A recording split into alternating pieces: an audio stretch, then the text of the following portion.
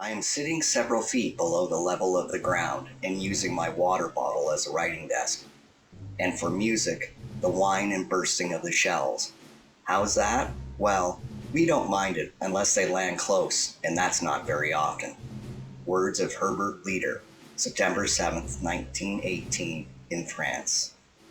My name is Cadet by Corporal Toby from the Royal Canadian Air Cadets 340 Griffin Squadron.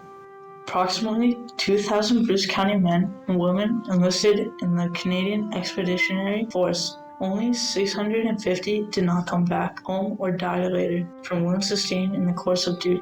This is the stories of brothers Herbert and Iden Leeder. Herbert and Iden Leeder were born in Saugus Township and helped their parents work on the family farm. They were two of at least 125 soldiers from Bruce County drafted to the war under the Military Service Act. The act became law on August 29, 1917, and required men between the ages of 20 and 45 to join the military. This was called the draft and conscription. Men whose farms needed them to plant and harvest crop could apply for an exemption from mandatory military service.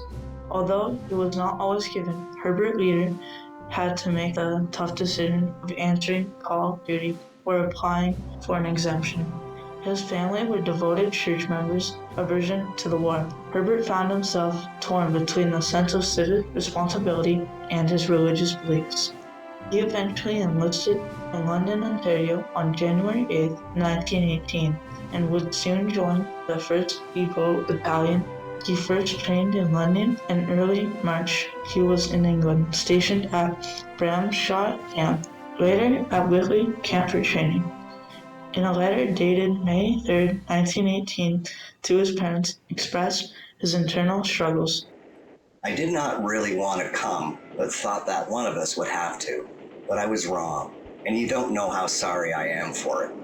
I am praying that the Lord sees fit, that he will allow me to come back to you again. Herbert's older brother, Arthur Iden Leeder, was also drafted, and he enlisted on the same date as his older brother. Iden, however, did not have to go to England until several months after his brother in the summer of 1918. Meanwhile, Herbert continued to write home. In a letter dated June 23rd, he writes, My, if only I could have realized the value of church services sooner. No one knows what it is to be here and see the evil of every description and think of what I left. I know it is my own fault.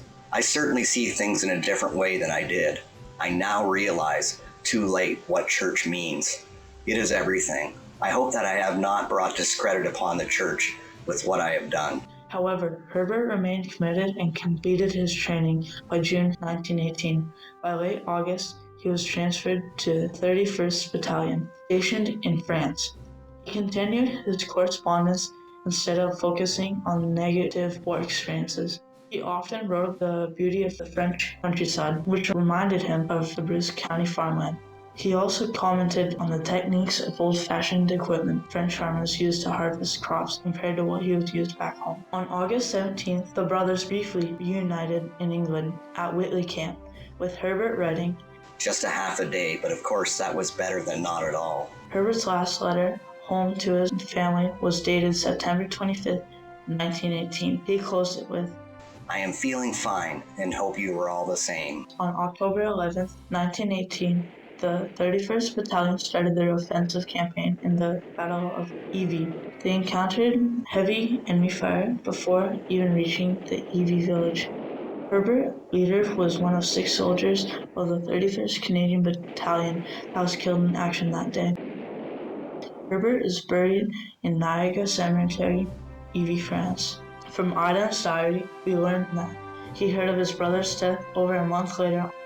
Iden himself remained at Whitley Training Camp and were never sent to the front lines. Although the armistice was signed on November 11, 1918, Iden did not return home to Bruce County until 9 months later, in August 1919. This was due to the challenges of transporting so many people back to Canada after the war. To sustain morale, the military promoted physical training, organized sports, and recreational activities. It also expanded Khaki College, established in 1917 to offer educational courses to the convalescing and idle troops. Iden attended Khaki College agricultural courses. Over 24,000 conscripted Canadian men were sent to France to execute a continuous series of offensives by Allied troops, which led to several successes in the final campaign of the First World War, known as the 100 Days. Herbert and Iden Leeder are an example of the courageous commitment that many Bruce County families showed, sacrificing and serving, fighting and dying for our freedom. We thank you and we salute you.